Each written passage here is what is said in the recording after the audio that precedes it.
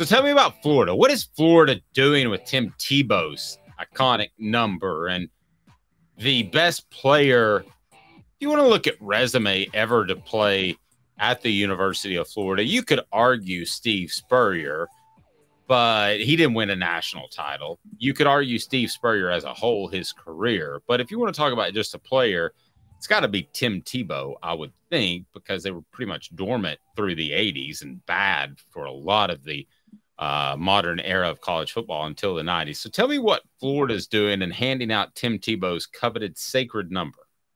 Yes, they are handing out Graham Mertz, the Wisconsin transfer. He is going to be allowed to wear Tim Tebow's number 15. Kind of threw me off when I saw that story. I think it's one of two people. I think it's either Tim Tebow or Danny Wuerffel. You could really debate either one for the best. I'm probably with you. I probably lean more Tim Tebow than Danny Wuerffel, but I would listen to an argument for Danny Wuerffel. But I don't see how both of those numbers aren't retired. I was just looking it up. Apparently, it doesn't look like Florida is into retiring numbers. They don't have any numbers retired. And so maybe it's a thing where Florida's best players, to be fair, were not the biggest stars in the NFL. If you look at Tennessee's history of retiring numbers, with some exceptions, typically they are NFL legends along with All-Americans at Tennessee. And obviously Tim Tebow and Danny Wuerffel were not anything to celebrate in the pros. No, but should that even matter, really? I don't think it should, because I don't think it should matter at Tennessee. I don't think Tennessee has the right criteria for retiring numbers, if I'm being honest with you. I think what you did at Tennessee should matter more than what you did after playing at Tennessee. No, I totally agree. And Mike Hamilton at the time came up with this retiring numbers thing and mixed reviews, to be nice about it. But what was the criteria, if you can remind everybody, because it was pretty goofy and it did include the NFL. I felt like it was tailor-made to include Peyton Manning, Reggie White, and Doug Atkins. But if you can, just kind of give me the criteria again. It was odd at the time. It's going to sound even stranger now. Yeah, I don't know. I don't remember the exact policy. I know that they had to have like a lot of success at Tennessee during their career. They have to have graduated and left in good academic standing. And they have to, I believe they can't be eligible till like 5 years after they leave the school. Oh, and then they have to achieve 3 of 5 criteria. They have to either be SEC Player of the Year, National Award, Player of the Year, Sullivan, something like that, first team All-American, record holder in a significant category, or have won a national championship during their tenure. And you have to have 3 of those 5. But it was so arbitrary. And it turned into just, again, with the exception of Johnny Majors, whose number was retired in 2012, who's number 45, every other retired jersey for Tennessee is a World War II veteran who obviously you give respect to, or arguably the greatest player ever at their position in the NFL. Right.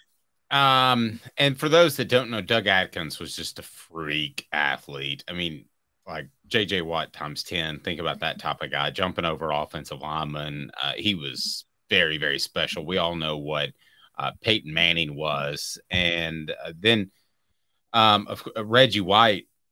I always thought that Reggie White of the 3 should have been the least likely. Now, he had a great NFL career, but he really only had one good year at Tennessee. Please hit that thumbs up button. That likes button helps us bring more people in. We greatly appreciate that. And if you haven't subscribed, do that. But Reggie White just had one good year at Tennessee, and he was fantastic in the NFL. Obviously, he transformed free agency along with Deion Sanders in the early 90s. But I always thought that was a bit of a reach. I mean, who did more for a program? Was it Reggie White, who also was involved with some controversial things with some fans and the stance he took that I supported him on with black churches being burned in the Knoxville area, but it was polarizing to say the very least. Yeah, there are a lot of players I could pick. T. Martin, I would have retired his number perhaps before Reggie White. And to me, what you do in the Al Wilson, to me, what you do in the NFL has no bearing on whether or not you should have your number retired. But Tennessee, specifically in their criteria, mentioned that as a factor. First, Caleb, what was your take on that years ago? Yeah, I think that was an emotional move because Reggie White had died the year that they decided to retire his number. That was when they did the whole thing. And Reggie White, I believe that was the first number they retired. and it was for the Ole Miss game. I was with you. I think Reggie White's NFL career in that one senior season has people. I was not around, so people who were following Tennessee in the early 80s, if you were following them then, please correct me. But I have a hard time seeing how he was a beloved player during that entire run, relative to, like you said, Al Wilson. I even say a John Henderson. John Henderson won the Outlet Trophy, was a two-time All-American, not just a one-year All-American. And yeah, he didn't have Reggie White's NFL career, but he had a pretty decent NFL career. And I say Eric Berry. I would take Eric Berry above Reggie White. I know Eric Berry didn't graduate, to be fair. So he may have graduated, but he didn't stay all 4 years. So I get if you don't want to. But he was like one of those phenoms, just like you wouldn't hold it against Peyton Manning had he gone a year early. He was that good. When the head coach comes out and says, you just need to go, you just need to go. Travis says on our screen, Florida was going to retire anyone's number, it would be Tebow's first. This is a blatant last-ditch effort to get a transfer. I completely agree. And that's where, these coaches are getting desperate because they've lost leverage. They used to have leverage, and you would say to yourself at Tennessee, no, number 16 is not available, period, in the discussion. Well, if Nico Iamaleava comes in and says, I got to have 16 or I'm not coming, would Josh Heupel fold at that? I would think that a lot of coaches would. I don't want to speak on Heupel's behalf. So I asked this question this morning. It's today's tough question brought to you by Craven Wings. Again, try out their wings. Florida's reintroducing Tim Tebow's jersey for a transfer. Should any Vol have their number retired? If so, who? And so far, 33% say nope. 33% say Inky Johnson, who obviously had a debilitating injury during his playing days. And nobody has voted for Hendon Hooker. I put up there for purely recency bias. I don't really think that his number should be retired. And then should any Vol have their number retired? Anyone but the World War II vets. So be sure and never, ever, ever reintroduce those numbers. Those are kind of special and a part of Tennessee lore. And I know that's been, 70 years ago, but those need to be remembered even as it becomes part of the distant past. Yes, these are people who gave up their lives to go fight in World War II and passed away, obviously. I as someone who, as a student of history, I don't think people understand how difficult of a time that was for college athletics, World War II, and the sacrifices that were made by so many people. Tennessee on the front lines of this. Tennessee had to give up their coach for World War II. And a lot of people, my story on this is a lot of people don't realize that the 1940 election, both candidates, including FDR, was saying, we're going to keep you out of war. We're going to keep you out of war. We're not going to keep you out of war. And the story goes that America got into World War II after Pearl Harbor. Well, that was December 7th, 1941. Neyland was called back to service in 1940, meaning they kind of knew they were about to get into the war. That's all you have to know, is to know that they were about to enter World War II. They called Neyland to service a year ahead of time before they got into the war. Yeah, and sure enough, you know what happened there. There was this guy in Germany that wasn't very liked. And Travis says the Florida penal system has a bunch of the ex-Gators numbers. That's pretty good, Travis. That's a good one.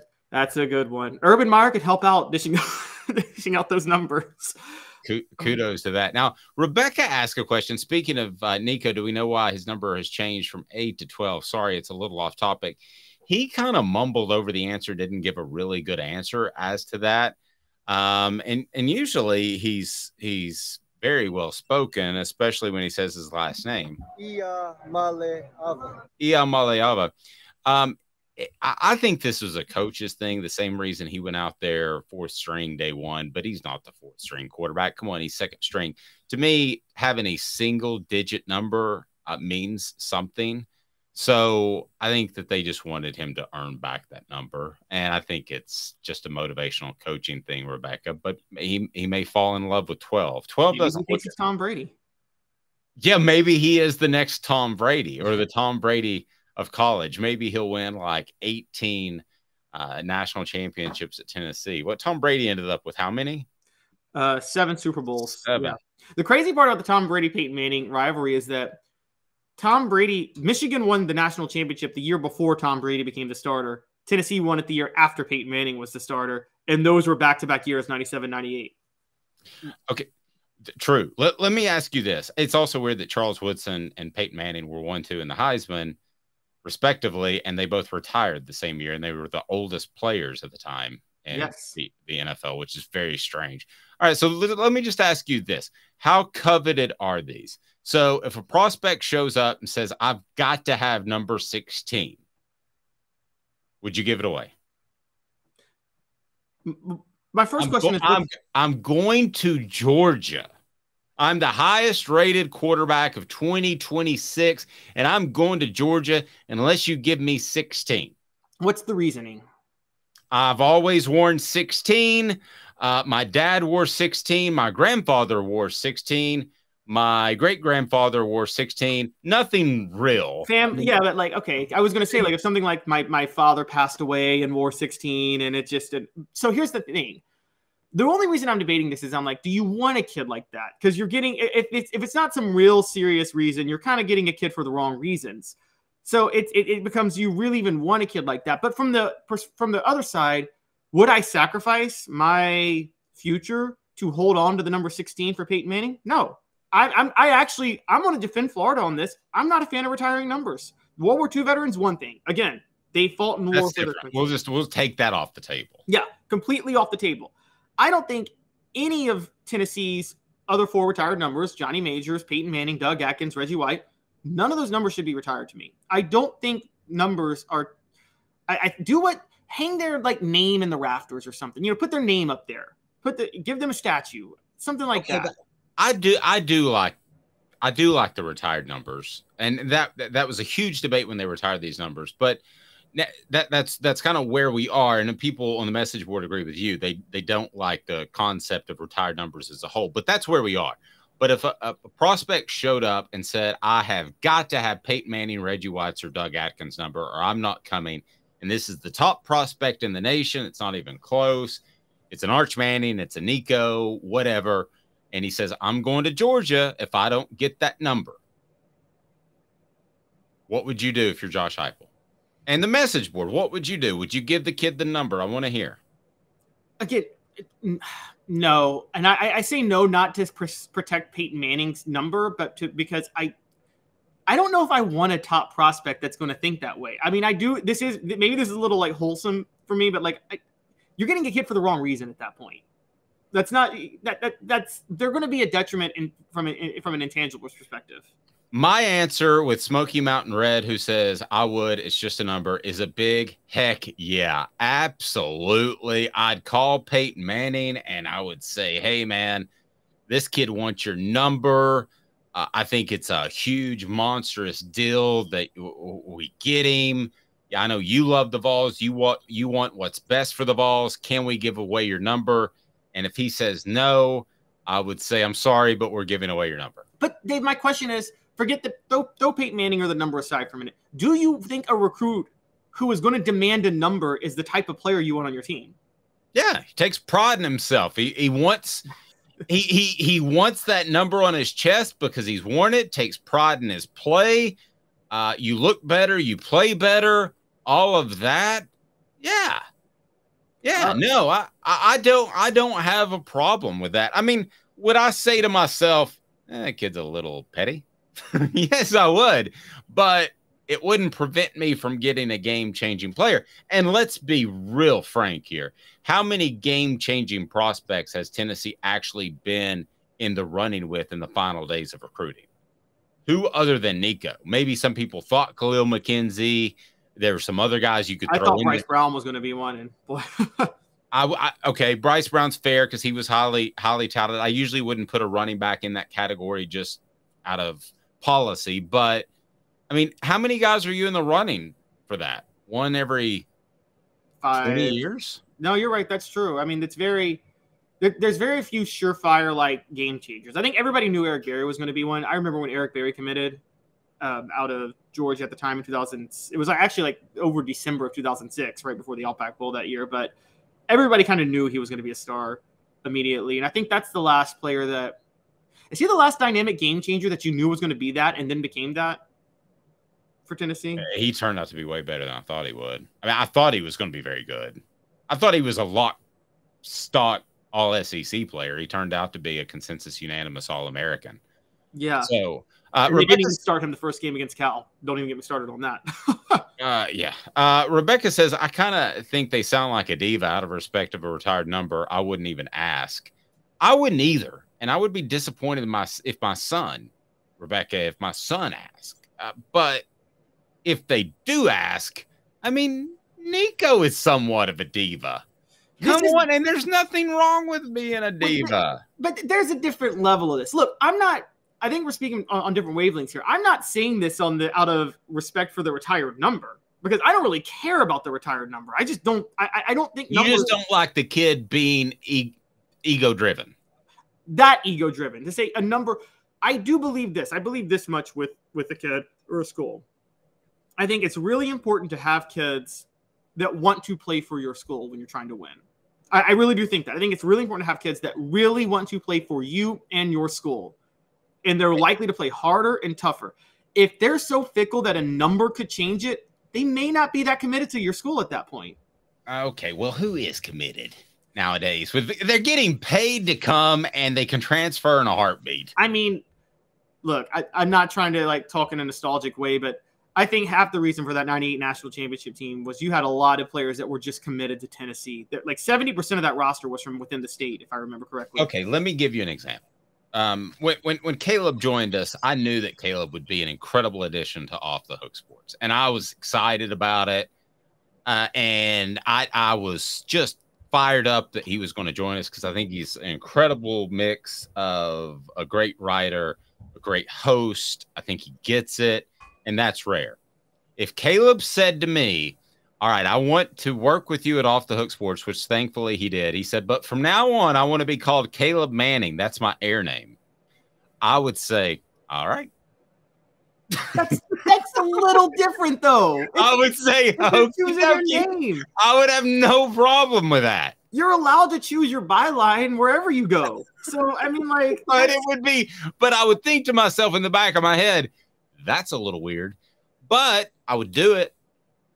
Oh my gosh. That's a little different. I like to I demand to go by Caleb. My first name's actually John, and I'm demanding that I go by Caleb. So am I a diva for that, Dave? No, I'm not even going to tell you my first name, but if you download the app, you'll see it there. I've been trying to get it taken down. Travis says, you will forever be Caleb Manning to me.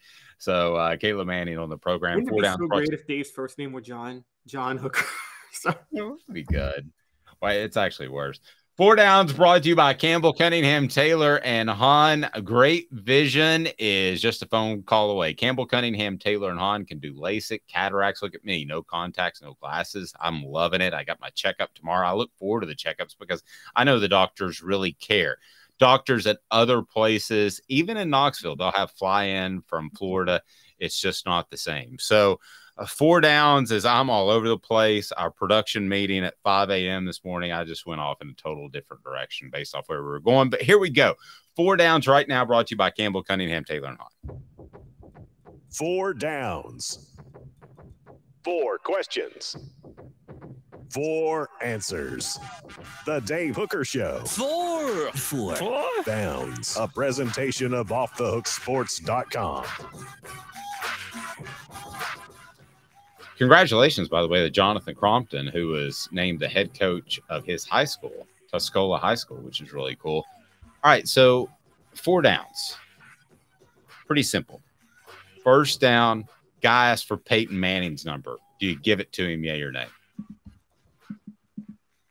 Yay, just because I'm not that big on. Oh, okay. Look at him. Caleb Manning. Caleb Atkins coming around. All right. Reggie White. Yes. I don't think Reggie White's number should have been retired in the first place. If we were going to retire numbers, I'm with you on that. So, yeah. Would you even ask his family? That's kind of tough when the guy's passed away. Well, Doug Atkins has passed away. And well, I'm getting to Doug. Okay. No. Doug Atkins, would you give his number away if somebody said I got to have it? Yes. World War II veterans. No. No way, no how. I agree with that.